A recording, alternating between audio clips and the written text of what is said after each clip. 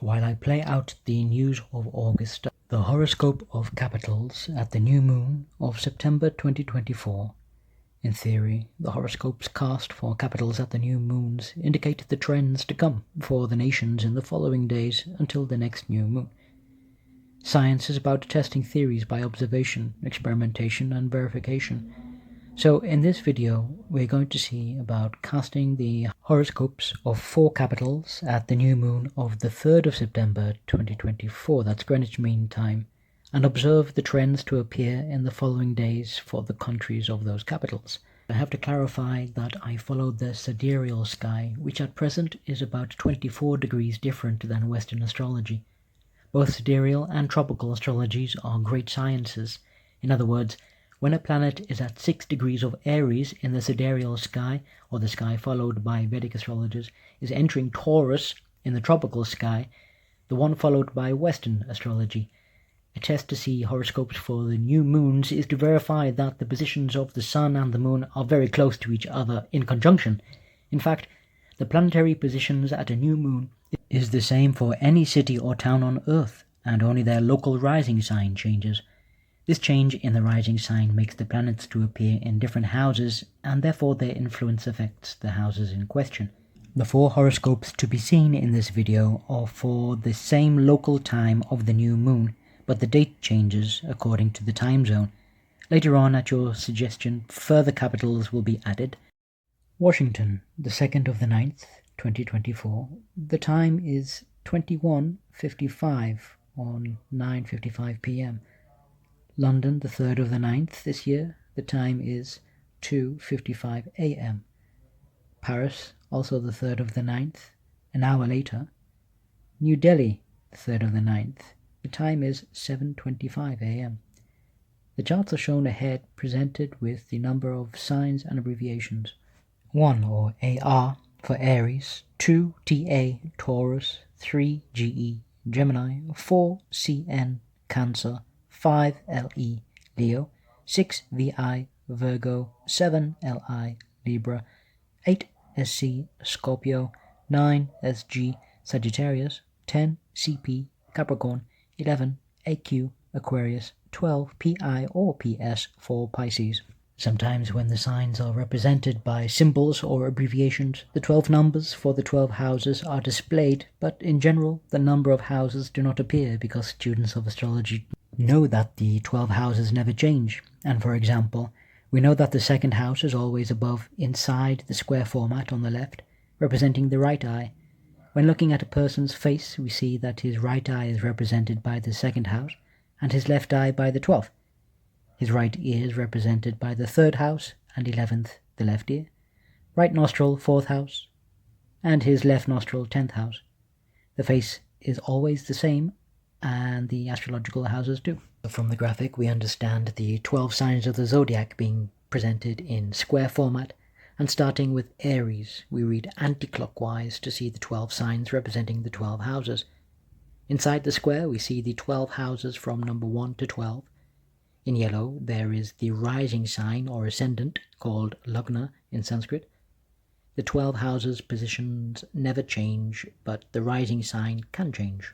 The abbreviations for the ascendant and the planets: AC is for the ascendant, SU for Sun, MO Moon, MA Mars, ME Mercury, JU Jupiter, VE Venus, SA Saturn, RA Rahu, KE Ketu, NE Neptune, and PL Pluto. In political astrology, the houses of an astrological chart hold specific meanings that help interpret the dynamics of political events, figures, and national developments. Here's a breakdown of the meanings of the houses in political astrology. 1st house, the nation or leader, meaning represents the identity, character, and appearance of the nation or its leader. It signifies the public image, health, and overall vitality. In political context, the 1st house reflects the leader's personality, the nation's self-image, and its international reputation. 2nd house is national wealth and resources, meaning a new moon in the 2nd house points to new financial initiatives, economic reforms, or changes in resource management. It could signify the introduction of new economic policies, financial strategies, or efforts to improve national wealth and stability. Third house is communication and transportation, meaning a new moon in the third house suggests new developments in communication, media, transportation, or relations with neighboring countries. It might involve new policies affecting transportation infrastructure, media regulations, or diplomatic initiatives with neighboring nations. Fourth house. This is homeland and domestic affairs, meaning a new moon in the fourth house indicates new beginnings in domestic affairs, housing, agriculture, or homeland security.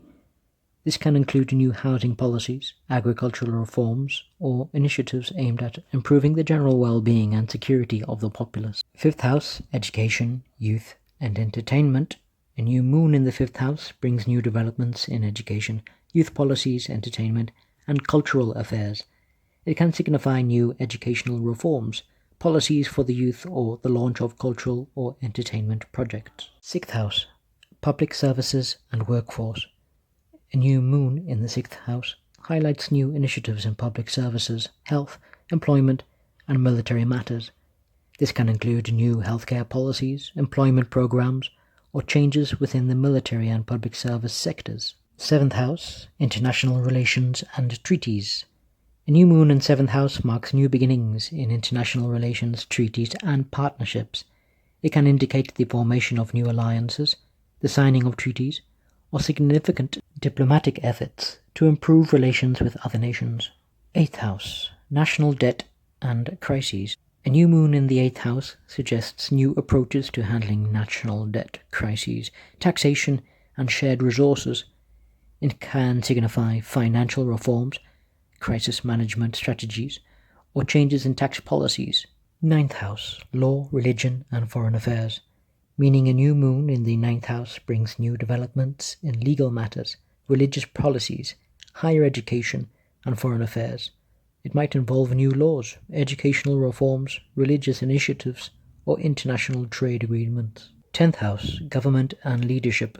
Meaning a new moon in the tenth house signifies new beginnings in government leadership and public authority. This can indicate a change in leadership, new government policies, or significant national achievements that enhance the nation's standing. 11th house, legislature and social movements. Meaning a new moon in the 11th house points to new initiatives in the legislative body, social movements, and public welfare. It can signify new legislation, the rise of social movements, or initiatives aimed at improving public welfare and social policies. And finally, 12th house, secrets and hidden enemies. Meaning a new moon in the 12th house suggests new developments related to secrets, hidden enemies, national security, and institutions of confinement. It can indicate efforts to address clandestine activities, improve national security, or reforms in prisons and other institutions. Students are those persons that want to learn one skill, lesson, or science, and a reader is someone that reads anything he or she feels inclined to. There are three classes of students and readers of astrology matters. 1. Those that can understand or follow symbols of the signs and the planets. 2. Those who can understand or follow the numbers of the signs or nakshatras. And 3. Those that find it easier to see the abbreviations of the signs of the zodiac and of the planets. From those three classes, a different inspiration or interpretation can be given that can be very useful to others. In other words, any student or reader can offer some useful details that could be missed even by professional or advanced astrologers. This is why any comment or suggestion is very welcome to further improve our efforts in giving this astrological information. The chart for the new moon of September in the Sidereal Sky for Washington, London, Paris, and New Delhi are given with numbers and with abbreviations. In yellow, we understand the rising sign or sector or house 1, and in green, we see the new moon, the sun, SU, and the moon, MO, together in one sign or house. Notice how at Washington, the rising sign is Aries in the Rasi horoscope or D1 division 1, and the rising sign in the Navamsa chart, D9 or division 9, is Leo. The new moon in Rasi is in Leo, and house 5 and in Navamsa is in Virgo and house 2. I'll display the other 3 cities now. Remember, you can see them more clearly by expanding your YouTube screen settings to full high definition, and I'm eager to answer any questions or suggestions in the comments section or community tab. And one more thing, notice that Paris has changed since previous videos to align exactly with London's Navamsa, even in D60, so the same trends in both countries, so it is to be investigated and elaborated upon in another video. If you like it, you should put a ring to it. Bye for now.